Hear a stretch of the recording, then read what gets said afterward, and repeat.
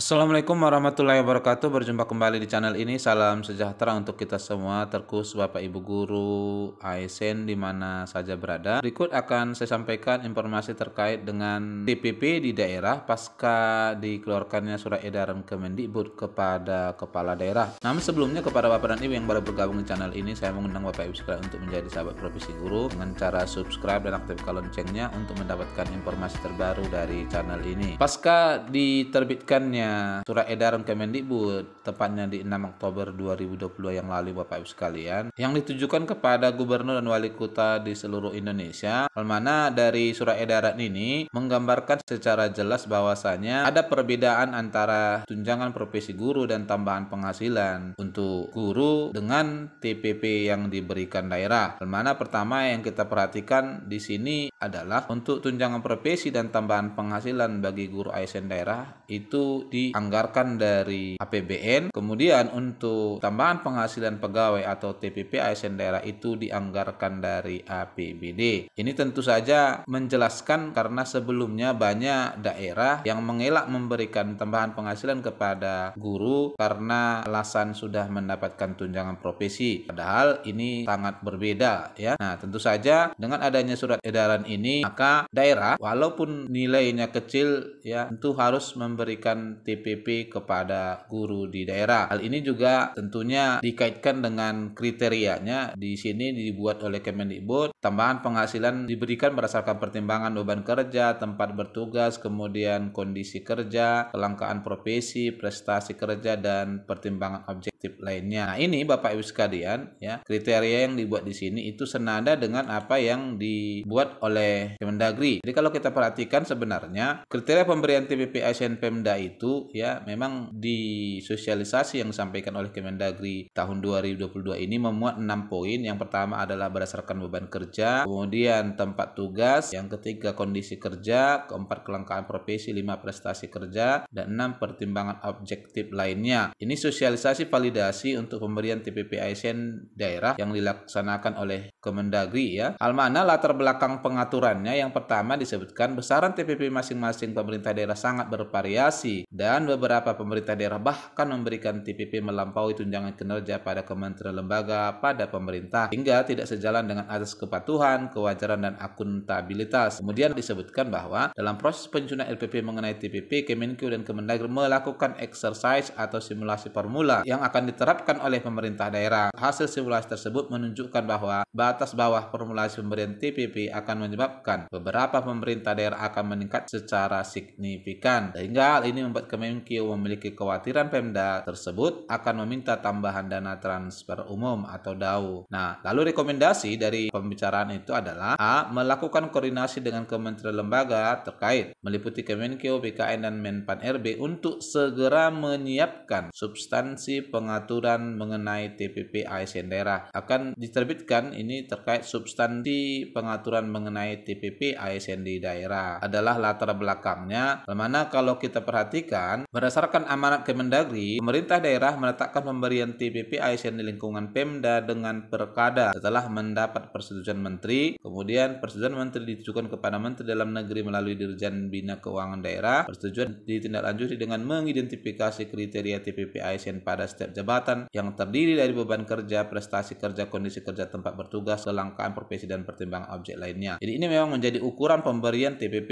di daerah Bapak Ibu sekalian. Mana kriterianya dibuat di sini 40% untuk beban kerja sesuai kemampuan daerah, prestasi kerja 60% sesuai kemampuan daerah, kondisi kerja 10% sesuai kemampuan daerah, kemudian tempat bertugas 10% maksimal 10%, kelangkaan profesi minimal 10%. Nah, ini yang saya sampaikan tadi. Jadi guru sebenarnya berhak mendapatkan TPP berdasarkan kemampuan daerah. Artinya walaupun nilainya kecil, sewajarnya guru juga mendapatkan TPP karena TPP sekali lagi berbeda dengan tunjangan profesi guru. Tidak semua Bapak Ibu sekalian pekerjaan itu mendapatkan tunjangan profesi. Itulah salah satu kelebihan dari Bapak Ibu guru selaku pendidik yang memiliki kualifikasi tertentu. Nah, lalu kemudian kalau kita lihat tadi pemberiannya berdasarkan kelas jabatan. Untuk kelas jabatan sendiri ini sudah ditetapkan oleh BKN ya, standarisasi kelas jabatan di pemerintah provinsi, peraturan BKN nomor 5 tahun 2021. Jadi di sini sudah ada kelas-kelas jabatannya dimulai dari paling tinggi sekretaris daerah itu 16, kemudian nilai jabatannya adalah 3,755, pimpinan organisasi OPD itu 15, nilai jabatan 3,255, kemudian direktur rumah sakit, pimpinan organisasi perangkat daerah, contoh kepala rumah sakit itu adalah nilai jabatannya 2,465. Ini kemudian dijabarkan hingga administrator Bapak Ibu sekalian. Ya, di sini kepala bidang 2,045, inspektur pembantu 1,99, lurah 1,540. Ini adalah kelas jabatan yang ditetapkan oleh BKN. Pengawas juga diberikan di sini ya. Kepala subbagian, kepala seksi, kepala UPT setingkat ini barangkali kepala sekolah adalah bervariasi ya. Nilai jabatannya adalah 1,455. Lalu berdasarkan ini besaran TPP yang dipakai di daerah, ini salah satu daerah yang saya ambil Yogyakarta Bapak Ibu sekalian, dibuat seperti ini di pasal 3 aturan daerahnya. Disebut di sini bobot jabatan diatur sebagai berikut. Nah, di sini menggambarkan tentang TPP untuk guru. Guru yang mendapat tugas tambahan sebagai kepala sekolah SMP, SMA, SMK diberikan bobot 2,400. Lalu guru yang mendapat tugas tambahan sebagai kepala sekolah TK SD diberikan bobotnya adalah 2,100 untuk golongan 3 dan golongan 4. Sementara pengawas sekolah golongan 4 1,200, pengawas sekolah golongan 3 1,100, dan guru untuk golongan 4 itu diberikan 1,00, guru untuk golongan 3 0,900, serta guru untuk golongan 2 adalah 0,800. Tentu saja pemberian TPP nanti akan didasarkan pada bobot jabatan yang dimuat di sini. Nah, lebih lanjut dijelaskan bahwa bobot jabatan pegawai titipan adalah besar 50% dari ketentuan bobot jabatan sebagaimana dimaksud pada ayat 1. Bobot prestasi kerja adalah hasil penilaian prestasi kerja yang dicapai oleh masing-masing pegawai berdasarkan ketentuan berlaku yang mengatur tentang penilaian kinerja pegawai. Lalu hasil penilaian prestasi kerja sebagaimana dimaksud pada ayat 1 adalah hasil penilaian kinerja pegawai yang terakhir dilaksanakan. Penilaian untuk unsur kedisiplinan adalah sesuai hasil rekap absensi bulanan. Bobot prestasi kerja sebagaimana dimaksud pada ayat 1 diatur sebagai berikut. Nah, ini ketentuannya yang diberikan Bapak Ibu sekalian. Guru dan pengawas sekolah dihitung dengan mempertimbangkan unsur kinerja 60% dari nilai maksimal yang akan diberikan, kemudian kedisiplinan 40% dari nilai maksimal yang akan diberikan berdasarkan pemenuhan kehadiran selama 37,5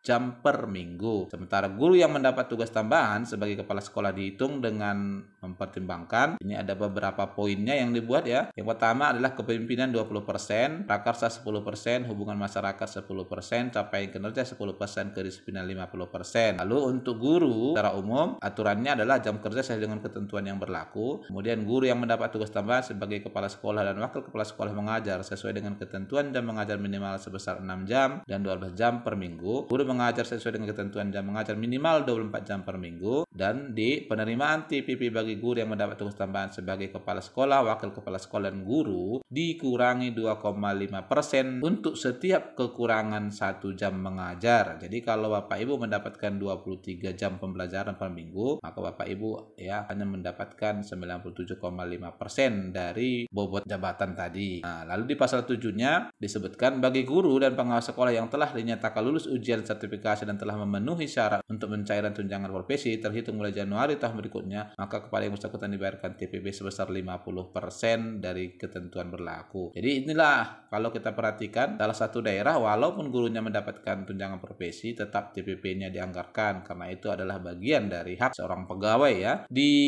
bobot kedisiplinan juga ini dibuat tidak hadir atau tidak masuk kerja dikurangi sebesar 4% dari bobot kedisiplinan. Kemudian datang terlambat juga dinyatakan 2%. Ya, inilah kemudian kenapa disebutkan berdasarkan capaian kinerja. Pulang mendahului dari ketentuan jam kerja dikurangi 2% per hari. Kemudian tidak hadir ya dikurangi sebesar 4% per hari dari bobot kedisiplinan. Rumusannya tadi sudah ada 60%, 40% Bapak Ibu sekalian. Nah, ini adalah penilaian kinerja pegawai sebagaimana dimaksud pada pasal 5 tadi. Nilai kinerja, kemudian persentase masing-masing. Lalu TPP yang terima merupakan hasil kali dari bobot nilai kinerja dengan platform tertinggi TPP. Ini salah satu bentuknya. Nah, di daerah ini Bapak Ibu sekalian, besaran pokok TPP adalah ketetapan mengenai besaran rupiah hanya berdasarkan penghitungan TPP dinyatakan besarannya adalah Rp500.000 sehingga nilai Rp500.000 inilah kemudian dikalikan dengan bobot jabatan tadi. Nah, dengan adanya bobot jabatan berdasarkan disiplin tentu saja hal ini lebih realistis. Bapak Ibu yang memang kinerjanya bagus dan maksimal serta kehadirannya juga tinggi berhak mendapatkan TPP yang lebih tinggi dibandingkan guru-guru barangkali yang memiliki nilai bobot kedisiplinan yang lebih rendah. Semoga kiranya kiranya setelah adanya rekomendasi dari Kemendagri untuk pemberian TPP di 2023 nanti, setelah adanya surat edaran dari Kemendikbud kepada seluruh Pemda, kalau nilainya kecil ya, kiranya semua guru-guru di semua daerah